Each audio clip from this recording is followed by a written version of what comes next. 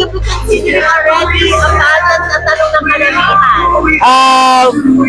Yes po, gusto ko po talagang maging contestera and mag-pageant. So, growing up, love ko talagang manood ng mga pageants. And yun nga po, gusto ko rin po talaga. So, iba nanalo ka sa UP, Yes.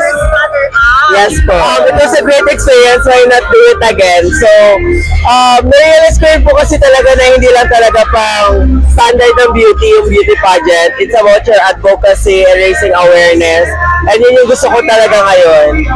Bumoses and ipakita yung ganda na meron din ako. So, ibig sabihin, Miss International Queen Philippines 2026 na ba? Or sasali mo po na ng mga ibang pageant? Siguro po mag-explore muna and na-try ko pa po magpagaling pa. Kasi sobrang... Ganda meron din. Yeah. Ay, grabe. Yeah. Siguro po magte-train talaga. Magte-train talaga and magkapanipes.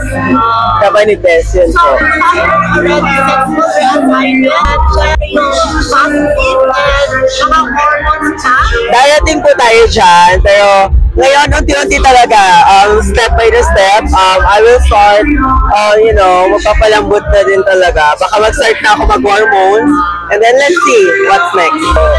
Ano yan? Sila ba magiging manager mo?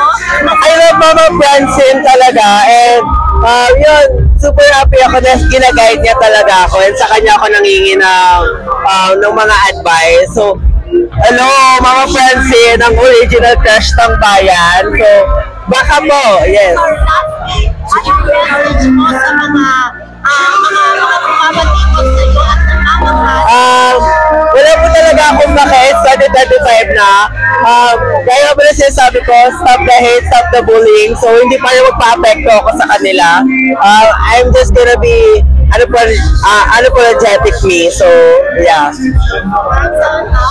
Thank you po. Thank you so much po. Yes po, thank you.